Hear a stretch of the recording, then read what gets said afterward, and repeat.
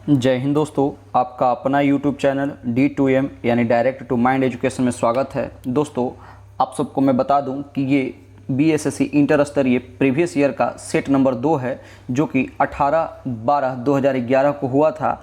हम वीडियो को ज़्यादा डिले ना करते हुए एक एक प्रश्नों को देखेंगे।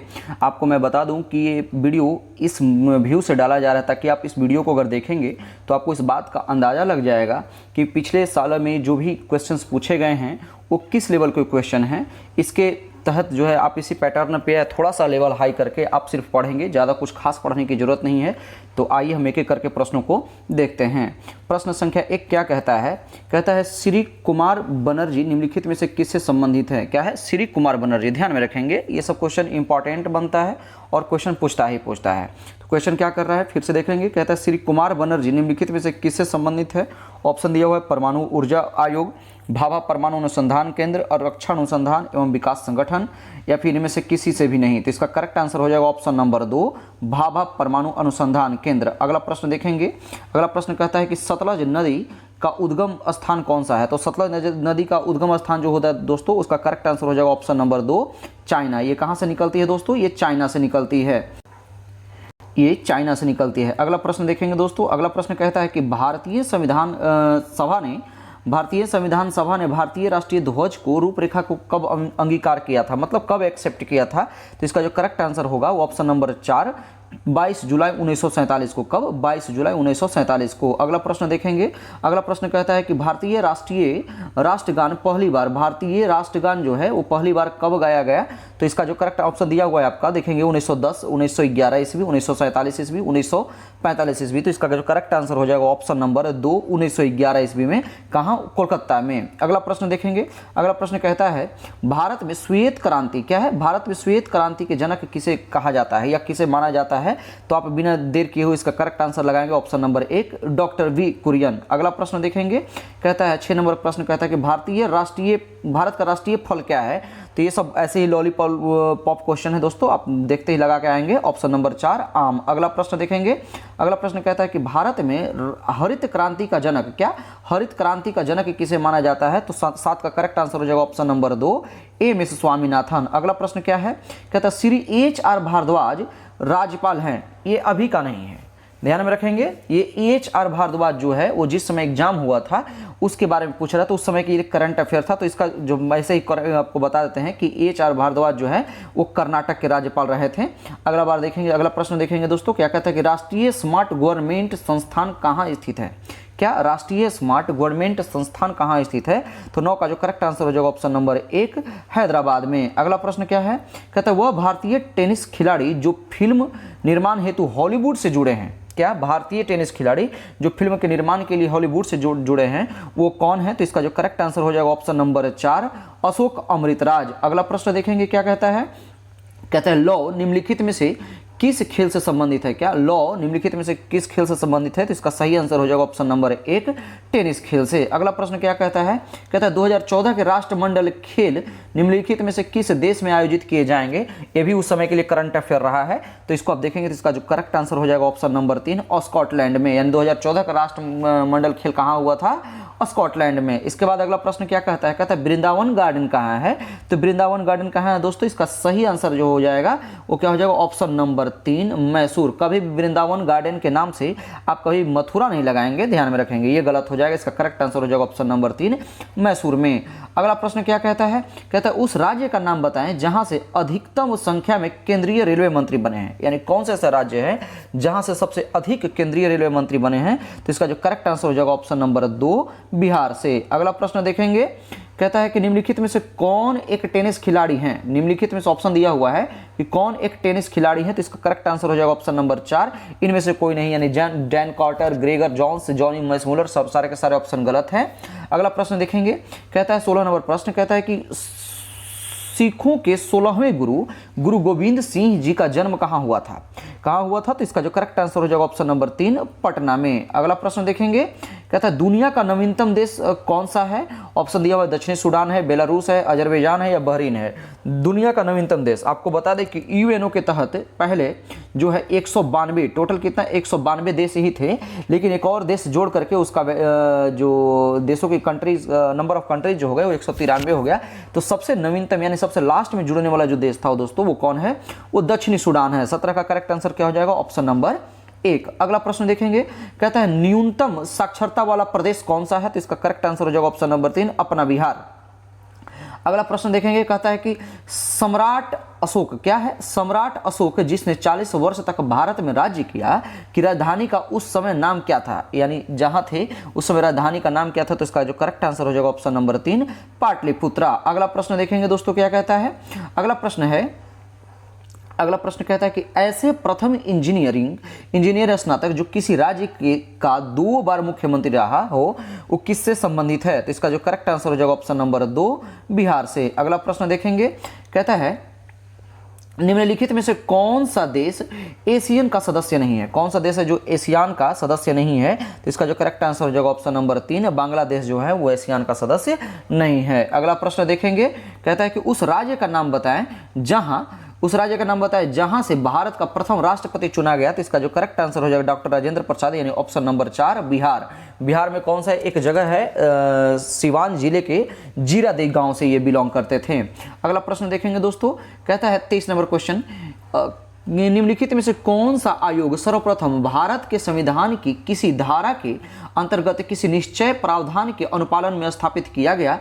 ऑप्शन आपका दिया हुआ है, ऑप्शन क्या दिया हुआ है देखेंगे। ऑप्शन कहता है, ऑप्शन दिया हुआ है विश्वविद्यालय अनुदान आयोग, राष्ट्रीय मानवाधिकार आयोग, चुनाव आयोग या फिर केंद्रीय सतर्कता आयोग। तो इसका जो करेक्ट आंसर हो जाएगा ऑप्शन नंबर 3, चुनाव आयोग। अगला प्रश्न क्या कहता है दोस्तों, कहता है 1946 में गठित अंतरिम सरकार में डॉक्टर राजेंद्र प्रसाद किस विभाग के मंत्री थे? तो इसका सही आंसर हो जाएगा ऑप्शन नंबर 3, खाद्य एवं कृषि विभाग के मंत्री थे। अगला प्रश्न है, कहता है वैश्विक तापमान के बढ़ने की समस्या से निपटने के लिए अपने लोगों पर कार्बन कर लगाए जाने का प्रस्ताव करने वाला विश्व का पहला देश निम्नलिखित में से कौन सा है? तो इसका जो करेक्ट आंसर हो जाएगा ऑप्शन नंबर 4, न्यूजीलैंड। अगला प्रश्न देखेंगे, निम्नलिखित में से किस क्षेत्र में वर्ष 2005 में इंदिरा गांधी परमाणु अनुसंधान केंद्र ने उल्लेखनीय उन्नति की है? तो इसका जो करेक्ट आंसर हो जाएगा 26 का option number 1, fast breeder test reactor के यूरेनियम प्लूटोनियम मिश्रित कार्बाइड ईंधन का पुनर्संधानीकरण। अगला प्रश्न देखेंगे दोस्तों, कहता है 27 नंबर क्वेश्चन क्या कहता है? 27 नंबर क्वेश्चन कहता है कि इच्छा मृत्यु को कानूनी रूप देने वाला पहला देश निम्नलिखित में से कौन सा है? तो इसका सही आंसर क्या हो जाएगा? Option number 3, Netherland. अगला प्रश्न देखेंगे दोस्तों, क्या कहता है कि निम्नलिखित में से कौन एक हिंदुस्तानी शास्त्रीय गायक है? क्या है ये? कौन सा ऐसा हिंदुस्तानी है जो शास्त्रीय गायक है? ऑप्शन दिया हुआ गीता चंद्रन, लीला सैमसन, गंगूबाई हंगल, स्वप्न सुंदरी। तो इसका करेक्ट आंसर हो जाएगा ऑप्शन नंबर 3, गंगूबाई हंगल। अगला प्रश्न देखेंगे, अगला प्रश्न कहता है कि विश्व आर्थिक फोरम की वार्षिक बैठक का स्थल दावोस कहाँ स्थित है? यानी दावोस जो है वो कहाँ स्थित है? 29 का करेक्ट आंसर हो जाएगा ऑप्शन नंबर 3, स्विट्जरलैंड में। अगला प्रश्न देखेंगे, कहता है ओलंपिक खेलों में किस खेल के लिए वाल बारकर कप प्रदान किया जाता है? क्या है? ध्यान में रखेंगे, वाल बारकर कप। इस तरह से क्वेश्चन आपसे पूछा जाता है, नेम ऑफ प्लेयर्स पूछा जाता है, फिर कप का नाम पूछ देता है, कभी कभी क्या होता है वर्ड पूछ देता है कि कौन सा शब्द जो है किस खेल से संबंधित है। तो ध्यान में रखेंगे, इस टाइप के क्वेश्चन आपको VVI बन सकता है और इस सभी को टर्मरिक टाइप का क्वेश्चन है, किसी भी एग्जाम में छप ही जाते हैं। तो वाल बारकर कप जो है वो किस खेल में दिया जाता है? तो इसका जो करेक्ट आंसर हो जाएगा ऑप्शन नंबर 2, मुक्केबाजी। अगला प्रश्न देखेंगे दोस्तों, अगला प्रश्न कहता है कि प्राचीन नगर तक्षशिला निम्नलिखित में से किनके बीच में स्थित है? तो इसका सही आंसर हो जाएगा ऑप्शन नंबर 1, सिंधु तथा झेलम के बीच में। ध्यान में रखेंगे, सिंधु तथा झेलम के बीच में। अगला प्रश्न क्या कहता है? निम्नलिखित में से कौन सा विद्रोह बंकिम चंद्र चटर्जी के उपन्यास आनंद मंठ के द्वारा प्रसिद्ध हुआ? कौन सा विद्रोह था? तो इसका सही आंसर हो जाएगा ऑप्शन नंबर 4, सन्यासी विद्रोह। अगला प्रश्न देखेंगे, निम्नलिखित में से कौन सा कथन सत्य नहीं है? कौन सा कथन सत्य नहीं है दोस्तों? तो आपको मैं बता दूं, और पहले ऑप्शन को हम रीड कर लेते हैं। महानदी का उद्गम छत्तीसगढ़ में है, बिल्कुल सही है दोस्तों। अगला प्रश्न पॉइंट है कि गोदावरी नदी का उद्गम महाराष्ट्र में है, सही है। इसके बाद क्या, कावेरी नदी का उद्गम आंध्र प्रदेश में, ये गलत है, ठीक है। और ताप्ती नदी का उद्गम मध्य प्रदेश में, सही है। तो इसका करेक्ट आंसर हो जाएगा ऑप्शन नंबर 3, ये स्टेटमेंट जो है वो सही नहीं है दोस्तों। अगला प्रश्न देखेंगे, कहता है कि 1929 में क्या है 1929 किसकी अध्यक्षता में आयोजित हुए भारतीय राष्ट्रीय कांग्रेस के लाहौर अधिवेशन में ब्रिटिश शासन से पूर्ण स्वतंत्रता का प्रस्ताव पारित किया गया। तो इसका जो सही आंसर हो जाएगा ऑप्शन नंबर 3 हो जाएगा, जवाहरलाल नेहरू। अगला प्रश्न देखेंगे दोस्तों, क्या कहता है कि कोलंबो से अल्मोड़ा तक व्याख्यान निम्नलिखित में से किसके अनुभव पर आधारित है। यानी कोलंबो से अल्मोड़ा तक जो बुक लिखी गई है वो किनके अनुभव पर आधारित है। तो इसका जो करेक्ट आंसर हो जाएगा ऑप्शन नंबर 4, स्वामी विवेकानंद। अगला प्रश्न देखेंगे, कहता है वैज्ञानिक तथा औद्योगिक अनुसंधान परिषद का अध्यक्ष कौन है। तो इसका जो उस समय का करंट अफेयर रहा है, इसका करेक्ट आंसर हो जाएगा ऑप्शन नंबर 3, भारत का प्रधानमंत्री है। यानी सॉरी माफ कीजिएगा, इस तरह का क्वेश्चन आपको पूछता है और इसका जो करेक्ट आंसर हमेशा हो जाएगा वो भारत का प्रधानमंत्री जो होता है वैज्ञानिक तथा औद्योगिक अनुसंधान परिषद का अध्यक्ष होता है, ध्यान में रखिएगा। अगला प्रश्न क्या कहता है, केंद्रीय जल एवं विद्युत शोध केंद्र कहाँ स्थित है। तो इसका सही आंसर हो जाएगा ऑप्शन नंबर 1, खंडवासला में। अगला प्रश्न क्या कहता है, अगला प्रश्न कहता है कि 1857 की क्रांति में निम्नलिखित में से किसे एक मित्र द्वारा धोखा मिला, ब्रिटिश द्वारा पकड़ा गया तथा मार दिया गया। तो इसका जो करेक्ट आंसर हो जाएगा ऑप्शन नंबर 4, तात्या टोपे। अगला प्रश्न देखेंगे, कहता है कि निम्नलिखित में से किन देशों के समूह भूमध्य रेखा से गुजरती है। तो इसका सही आंसर हो जाएगा ऑप्शन नंबर 2, कोलंबिया, केनिया तथा इंडोनेशिया। ऐसे समूह है जहां से भूमध्य रेखा गुजरती है। अगला प्रश्न देखेंगे, कहता है कि राज्य नीति निम्नलिखित में से कौन सा राज्य नीति का निम्नलिखित में से कौन सा एक दिशा निर्देशक सिद्धांत महात्मा गांधी द्वारा के दर्शन से जुड़ा हुआ। तो इसका जो सही आंसर हो जाएगा ऑप्शन नंबर 2, ग्राम पंचायतों की स्थापना। अगला प्रश्न देखेंगे, 41वां प्रश्न क्या कहता है, कहता है हड़प्पा सभ्यता संबंधित है, यानी किस काल से संबंधित है। ध्यान में रखेंगे, इसका पहला आंसर हो जाएगा, करेक्ट आंसर हो जाएगा ऑप्शन नंबर 1, कांस्य युग था। कभी भी आप ताम्र युग अगर मिलता है आपको तो ये भी आप नहीं लगा करके आएंगे, ये गलत हो जाएगा, ध्यान में रखेंगे दोस्तों। अगला प्रश्न क्या कहता है, अगला प्रश्न कहता है कि भारत तथा चीन के बीच सीमा बनाने वाली रेखा कौन सी है, यानी भारत और चीन के बीच में कौन सी सीमा बनती है। तो इसका करेक्ट आंसर हो जाएगा ऑप्शन नंबर 2, मैकमोहन रेखा। अगला प्रश्न क्या कहता है, कहता है नीचे दी गई घटनाओं को सही क्रम तथा तिथि क्रम में मिलाइए। ये आपको क्या दिया हुआ है, ये आपको स्टेटमेंट है, तो इसको आपको हम डायरेक्ट आपका आंसर बता देते हैं। तो इसका 43 का आंसर जो हो जाएगा ऑप्शन नंबर 1, आप मिला लीजिएगा, 2 का 4, 2 4 3 1, इसका करेक्ट आंसर हो जाएगा क्वेश्चन नंबर 44 देखेंगे। क्वेश्चन नंबर 44 कहता है मैगिनोट रेखा किन 2 देशों के बीच में स्थित है। तो मैगिनोट रेखा कौन कौन स्थित है दोस्तों, तो फ्रांस और जर्मनी के बीच में ये स्थित है, ध्यान में रखिएगा। अगला प्रश्न देखेंगे, कहता है चीनी तीर्थयात्री ह्वेनसांग ने भारत का भ्रमण किया किसके शासनकाल में। तो इसका जो करेक्ट आंसर हो जाएगा ऑप्शन नंबर 3, हर्षवर्धन के शासनकाल में जो है वो तीर्थयात्री ह्वेनसांग जो है भारत आया था। अगला प्रश्न देखिए क्या कहता है, पूर्ण क्रांति का आह्वान किया गया था, यानी पूर्ण क्रांति का आह्वान किसके द्वारा किया गया था। तो इसका जो सही आंसर हो जाएगा ऑप्शन नंबर 4, जयप्रकाश नारायण के द्वारा। ये भी पटना के ही रहने वाले थे, बिहार के, ध्यान में रखिएगा। अगला प्रश्न क्या कहता है, विंग ऑफ फायर के लेखक कौन है। तो इसका सही आंसर हो जाएगा option number 1, doctor APJ Abdul कलाम।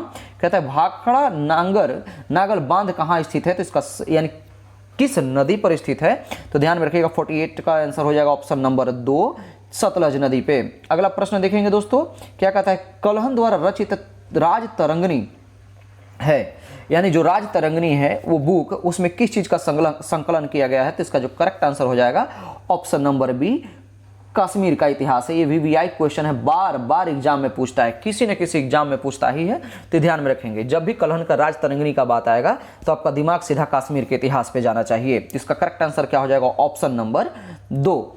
अगला प्रश्न देखेंगे दोस्तों, क्या कहता है कि राजा राम मोहन राय संस्थापक थे। राजा राम मोहन राय किसके संस्थापक थे। तो इसका सही आंसर हो जाएगा ऑप्शन नंबर 2, ब्राह्मण साम्राज्य का। अब आगे जो दोस्तों प्रश्न है वो सामान्य विज्ञान यानी साइंस और मैथ का क्वेश्चन है। ये कोई जरूरी नहीं है कि क्वेश्चन आपको रेगुलर ही मिलेंगे, जीके का क्वेश्चन रेगुलर मिलेगा, लेकिन साइंस का और मैथ का मिसलेनियस होता है। तो जहाँ जहाँ क्वेश्चन हमको साइंस का दिखाई देगा हम आपको बताते चले जाएंगे, और बाकी मैथ आप सॉल्यूशन कर ही लेंगे, उसमें कोई दिक्कत तो नहीं होनी चाहिए। तो आइए हम 51 नंबर क्वेश्चन देखते हैं। 51 क्या है, आपका मैथ का ही प्रॉब्लम है। आगे देखेंगे क्वेश्चन नंबर 53 आपके सामने है। 53 क्या कहता है, कहता है मोबाइल सिम कार्ड में सिम का अर्थ क्या है। क्या है, सिम का अर्थ क्या है दोस्तों, ध्यान में रखिएगा। तो 53 का आंसर क्या हो जाएगा option number 2, subscriber identity module.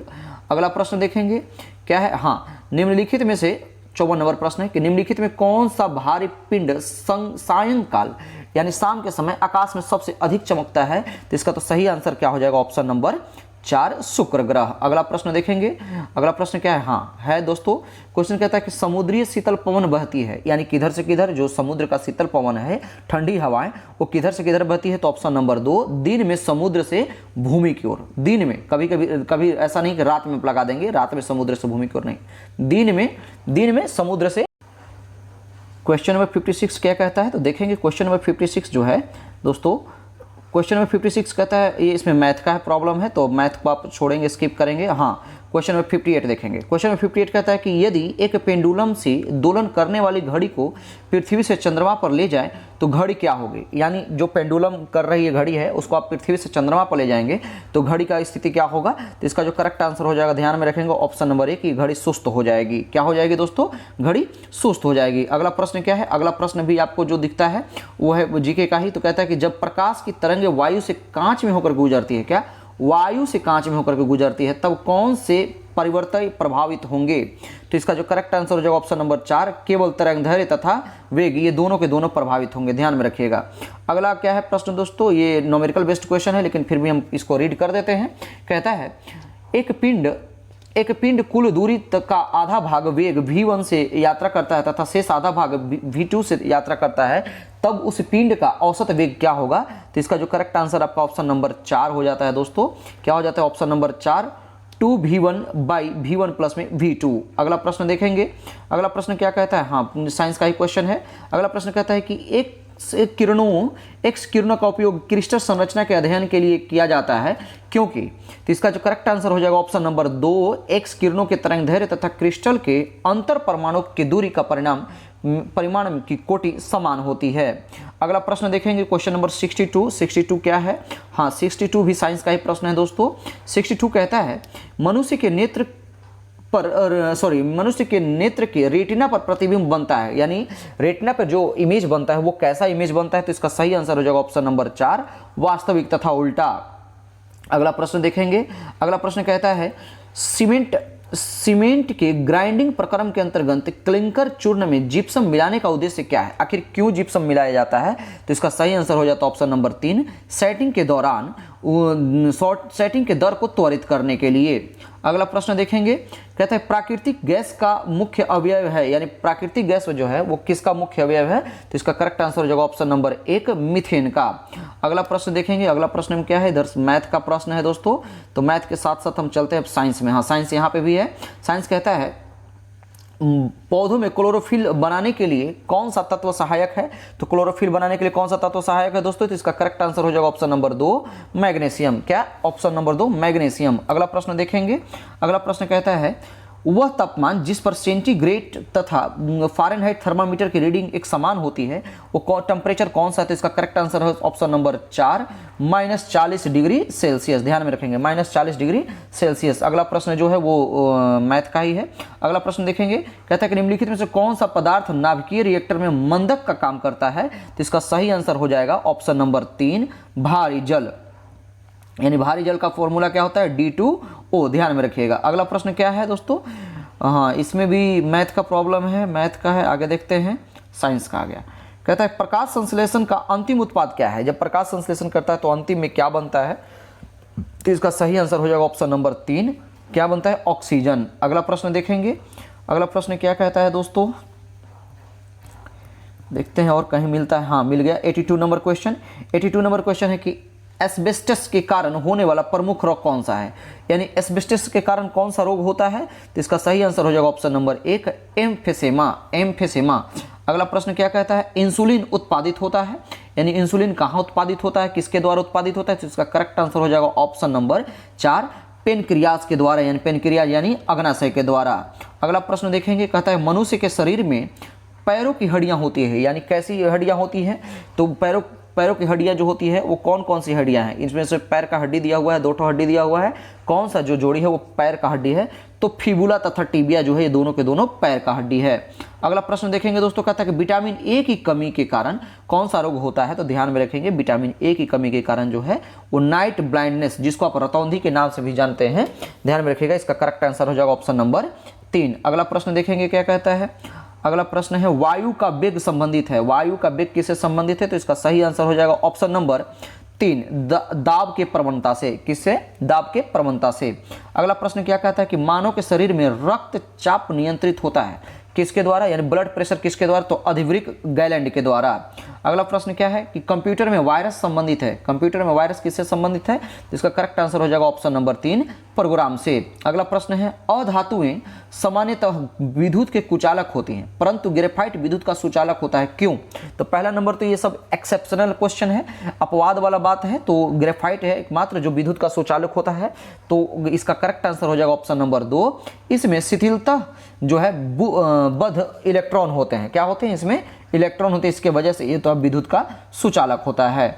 आगे देखते हैं अगर कोई और क्वेश्चंस मिले होंगे तो इसमें। हाँ, एक और क्वेश्चन है दोस्तों, देखेंगे वातावरण में सर्वाधिक प्रचुर गैस कौन सा है? तो वातावरण में जो है सर्वाधिक प्रचुर गैस है दोस्तों ऑप्शन नंबर 1, नाइट्रोजन। अगला प्रश्न देखेंगे। अगला प्रश्न क्या है, माफ़ कीजिएगा, यहाँ पर आपका जो है वो साइंस का सारे मैंने 75 के 75 क्वेश्चन जो है जीके जीएस का करा दिया। उम्मीद करते हैं कि आपको सेशन पसंद आया हो। अगर ये सेशन पसंद आया तो आप लाइक करें, सब्सक्राइब करें और शेयर करें। तब तक हम जो है अगला वीडियो कल मैं लेकर के आऊँगा और फिर मैं जल्द ही आपको करंट अफेयर का भी वीडियो डालूंगा। तब तक आप मेरे चैनल से जुड़े रहें और अपना प्रैक्टिस कंटिन्यू रखेंगे दोस्तों।